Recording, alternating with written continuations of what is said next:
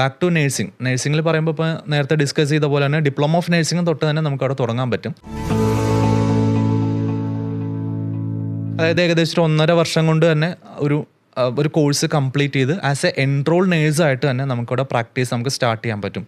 അപ്പോൾ ഒരു സ്റ്റുഡൻ്റ് ഉണ്ട്, ആൾക്ക് ഒരുപാട് നാൾ ലൈക്ക് സ്റ്റഡീസിലോട്ട് താല്പര്യമില്ല, ഒരു ഷോർട്ട് ടൈം കോഴ്സ് ആവണം, പെട്ടെന്ന് തന്നെ ജോലി കിട്ടുന്ന ഒരു കോഴ്സും ആകണം, ഒരുപാട് ഫണ്ടിങ് ട്യൂഷൻ ഫീസിൽ അയാൾക്ക് മുടക്കാനും താല്പര്യമില്ല. ഡെഫിനറ്റ്ലി അയാൾക്കൊരു നേഴ്സിംഗ് ആണ് വേണ്ടെങ്കിൽ ഡിപ്ലോമ ഓഫ് നേഴ്സിംഗ് നമുക്ക് ഒപ്റ്റ് ചെയ്യാം. ഏകദേശം ഒരു 18 മാസം കൊണ്ട് നമുക്ക് കോഴ്സ് കംപ്ലീറ്റ് ചെയ്യാം.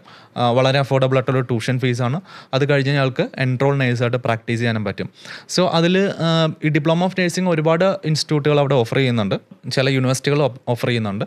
അപ്പോൾ നമുക്ക് ഇപ്പോൾ ലൈക്ക് ആസ് MWT നമുക്ക് സജസ്റ്റ് ചെയ്യാൻ പറ്റുന്നത് IHNA എന്ന് പറഞ്ഞിട്ട് നമ്മുടെ അവർ ഓൺ കോളേജ്, നമ്മുടെ സ്വന്തം കോളേജാണ്, ഓസ്ട്രേലിയയിൽ വരുന്നുണ്ട്, ഡിപ്ലോമ ഓഫ് നേഴ്സിംഗ് ഓഫർ ചെയ്യുന്നുണ്ട്. ആ കോഴ്സ് അവർക്ക് ചെയ്യാം. ആൻഡ് ഇതിന് നമുക്ക് ക്യാമ്പസസ് മൾട്ടിപ്പിൾ സിറ്റീസിലെ ക്യാമ്പസും വരുന്നുണ്ട്.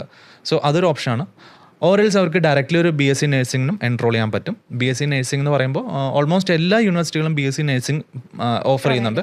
ഈ കോഴ്സുകളെല്ലാം ലീഡിങ് ടു രജിസ്ട്രേഷൻ ആണ്. ദാറ്റ് മീൻസ് അവർക്ക് ഈ കോഴ്സ് കഴിഞ്ഞ് പുറത്തിറങ്ങി കഴിഞ്ഞാൽ ഡയറക്റ്റ്ലി ഒരു നേഴ്സായിട്ട് പ്രാക്ടീസ് ചെയ്യാം.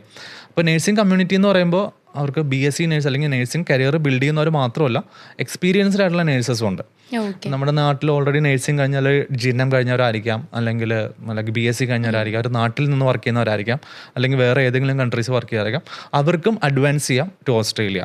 അത് ഞാൻ നേരത്തെ പറഞ്ഞ പോലെ തന്നെ PR ഓപ്പർച്യൂണിറ്റീസും ഹൈ ആണ് ഹെൽത്ത് സെക്ടറിൽ, അല്ലെങ്കിൽ പൊതുവെ എല്ലാ സെക്ടറിലും. അതിൽ ഹെൽത്ത് സെക്ടറിൽ തന്നെ നേഴ്സിംഗിൽ ഫാമിലിനെ കൊണ്ടുപോകാൻ പറ്റും. അങ്ങനെയുള്ള ഒരു ഓപ്ഷൻസ് ഉള്ളതുകൊണ്ട് തന്നെ ഒരുപാട് നേഴ്സസ് കംപ്ലീറ്റഡ് ആയിട്ടുള്ള അല്ലെങ്കിൽ പ്രാക്ടീസ് ചെയ്യുന്ന നേഴ്സസ് നോക്കുന്ന ഡെസ്റ്റിനേഷനാണ്.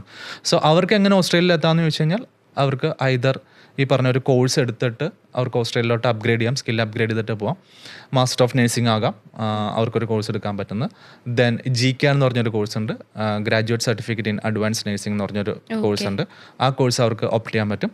ഇങ്ങനെയുള്ള കോഴ്സുകൾ എടുത്തിട്ടും അവർക്ക് ഓസ്ട്രേലിയയിൽ എത്താം. അൾട്ടിമേറ്റ്ലി അവർക്ക് ഒരു രജിസ്ട്രേഷൻ പ്രോസസ്സിലോട്ട് പോവാം. അതിനുശേഷം അവിടെ സെറ്റിൽ ചെയ്യാനുള്ള ഒരു ഓപ്പർച്യൂണിറ്റിയും ഓസ്ട്രേലിയ കൊടുക്കുന്നുണ്ട്.